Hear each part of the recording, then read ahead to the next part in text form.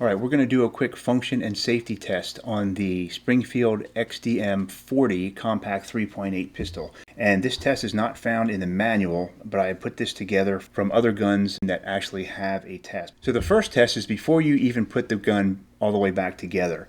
There's a safety built into the slide that we want to check. So built into the slide, there's a plunger right here. And what this plunger does is this keeps the firing pin from coming through the breech face to prevent the gun from firing if the gun were to be dropped. So the firing pin should not come through the hole here unless this plunger is being pressed. So if I press this down and I push on the firing pin, you can see how it comes through the hole there. And that will fire a round if there's a round sitting there. And when I don't press on that, I can't push the firing pin through.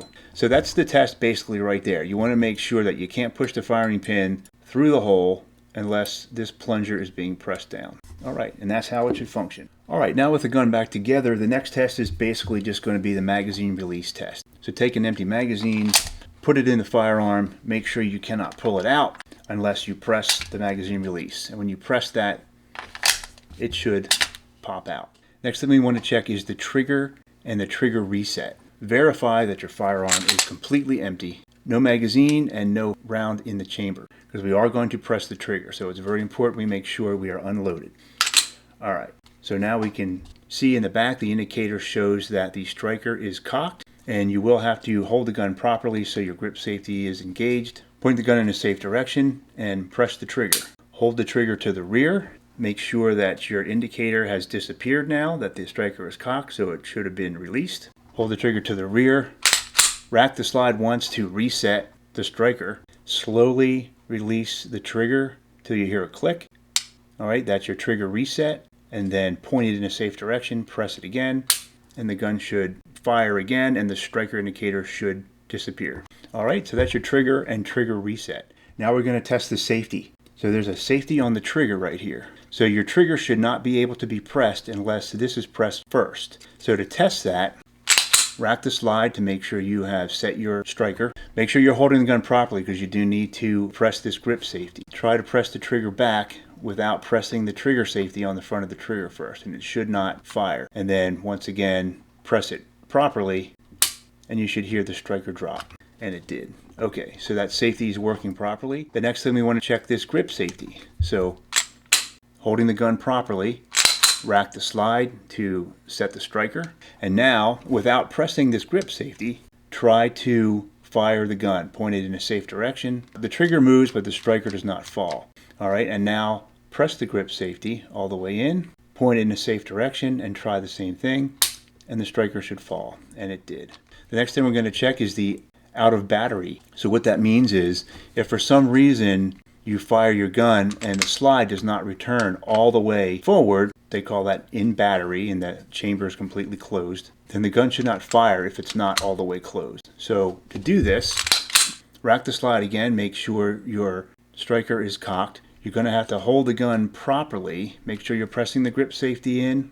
All right, with your gun pointed in a safe direction and finger on the trigger, slightly hold the slide just slightly back, maybe an eighth or a quarter of an inch, and your gun should not fire. All right, now release it. Let it go back fully into battery. Point it in a safe direction. The gun should fire. The next thing I'm going to check is the chamber loaded indicator. So the XDM has a little indicator here that lets you know if there's a round in the chamber by look and by touch. So right now it's nice and flat up here, which indicates there is no round in the chamber. So now I'm going to put a round in the chamber. I'm going to use a zoom dummy round. I'm just going to load that into the chamber, and now you can see that the chamber loaded indicator has tipped up a little bit. So you can see that there's a round in the chamber, and in low light you could also feel that there's a round in the chamber. You can always look by doing a chamber check by pulling the slide back just a little bit, and you can see. So that's another feature of this gun that not a lot of guns have, and it is working properly. Now the last thing we're going to check is to make sure your gun is extracting and ejecting properly. You could do this on the range with real ammunition, but I'm just going to use some dummy rounds. So these are A-Zoom snap caps or dummy rounds. They're just fake ammunition. They don't shoot, they don't work. All they do is look like real ammunition. So what I'm going to do is load a magazine with anywhere from maybe 3 to 5. I've got 4 here right now. I'm going to put 4 dummy rounds into a magazine. I'm going to verify that the gun is unloaded. I'm going to put the magazine with dummy rounds into the gun.